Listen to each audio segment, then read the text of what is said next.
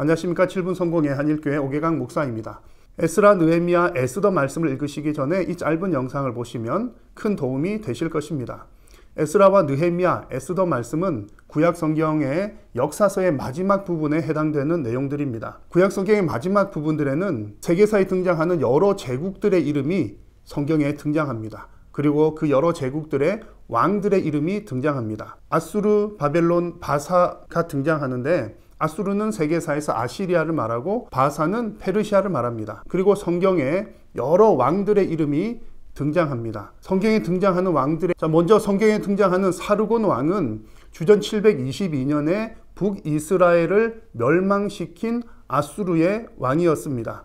세계사에서는 사르곤 2세입니다. 그리고 산헤립 왕은 유다 히스기야 왕 때에 예루살렘을 점령하고자 했으나 실패했던 아수르의 왕이 바로 산헤립 왕입니다. 세계사의 이름으로는 센나케르브입니다. 성경에 등장하는 느부갓네살 왕은 남유다를 멸망시킨 바벨론의 왕입니다. 세계사에 등장하는 느부갓네살 왕의 이름은 네부카드네자르 2세입니다. 성경에 등장하는 고레스 왕은 포로 생활을 하던 유대인들을 예루살렘으로 다시 돌려보내고 성전을 짓게 했던 바사의 왕이었습니다. 이 고레스 왕의 세계사에 나오는 이름은 키루스 2세이고 페르시아의 왕이었습니다. 다리오 왕은 15년간 중단되었던 예루살렘 성전을 다시 지을 수 있도록 조서를 내린 바사의 왕이었습니다. 다리오 왕의 세계사에 나오는 이름은 다리우스 1세입니다. 에스더서에 등장하는 아하수에로 왕은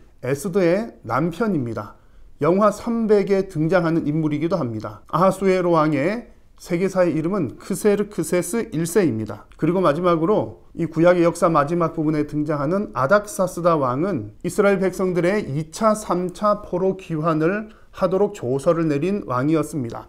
아닥사스다 왕의 세계사에 나오는 이름은 아르타크세르크세스 1세입니다. 이상으로 성경에 등장하는 몇몇 왕들의 이름, 사르곤, 사네립, 느부갓네살, 고레스, 다리오, 아하수에로 왕, 우리에게 익숙했던 이름들을 세계사에서 뭐라고 부르는지, 이런 이름들이 등장하는 에스라, 느헤미야, 에스더의 이야기들은 포로 귀환 시대를 배경으로 하고 있는 같은 시대의 이야기들입니다. 그래서 오늘 에스라, 느헤미야, 에스더를 한 번에 살펴보려고 합니다. 먼저 에스라 1장에서 6장까지의 내용입니다. 에스라 1장에서 6장까지는 이스라엘 백성들의 1차 포로 귀환과 성전 재건을 하는 내용을 담고 있습니다.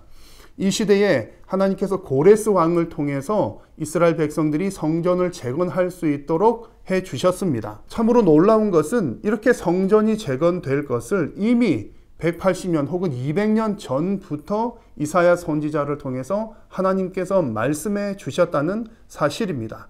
그래서 고레스 왕 때로부터 시작된 성전 재건은 다리오 왕 6년에 이르러서 온전하게 완성되게 되었습니다.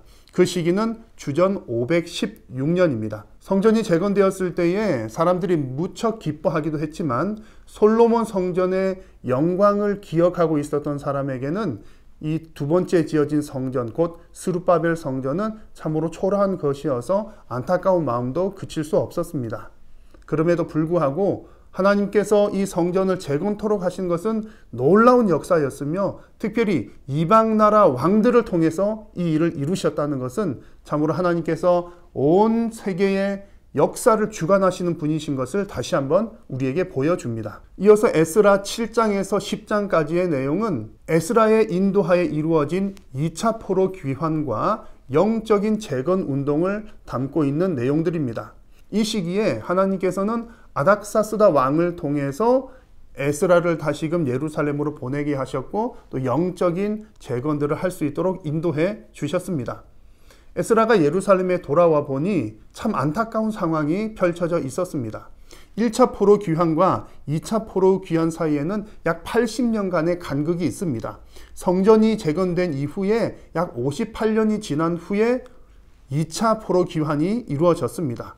처음에 성전이 재건되었을 때는 사람들이 기쁨도 넘쳤고 또 영적인 만족감도 있었지만 얼마 지나지 않아 또다시 사람들은 범죄의 길로 빠지고 말았습니다. 그래서 에스라가 예루살렘에 와보니 여전히 이스라엘 백성들이 이방인들이 하는 행위를 그대로 따라하고 있었고, 또한 이방인들과 결혼하지 말아야 했음에도 불구하고 이방 여인들을 아내로 맞이하여서 그들의 우상 가운데 빠져 있었습니다. 에스라 9장 2절 말씀을 보니까 온 백성들뿐만 아니라 지도자들 역시 그런 죄에 더 깊이 빠진 상태였습니다. 비록 성전이 재건되었지만 얼마 지나지 않아 또다시 죄에 빠지는 안타까운 모습이 반복되고 있었습니다. 그래서 에스라는 하나님의 말씀을 다시 열심히 가르쳤고 영적 개혁을 단행했습니다. 이어지는 내용은 느헤미야 1장에서 7장까지의 내용입니다. 에스라의 내용과 느헤미야 내용은 하나로 이어진다라고 생각하시면 되겠습니다. 느헤미야 1장에서 7장까지의 내용은 느헤미야가 지도자가 되어서 3차 포로 귀환을 이끈 내용과 성벽을 재건한 내용을 담고 있습니다. 하나님께서는 아닥사스다 왕을 통해서 느헤미야를 보내시고 성벽을 재건하도록 하셨습니다. 성벽 재건의 이야기는 성전이 재건된 이후에 약 100년이 지난 뒤의 이야기인데, 여러 가지 방해와 어려움에도 불구하고 느헤미야의 지도력을 통해서 결국에는 52일 만에 성벽을 재건하게 되었습니다. 느헤미야 8장에서 13장까지의 내용은 에스라와 느헤미야를 통해서 이루어진 영적인 재건 운동을 보여줍니다. 하나님의 율법을 낭독하고 초막절도 지킵니다. 하나님 앞에서 이제 율법을 잘 지키겠노라고 다짐하기도 합니다. 그런 좋은 내용들이 많이 나오지만 결국 또 이 느헤미야 마지막 부분에 가서 보면 이스라엘 백성들은 또다시 죄에 빠지게 됩니다.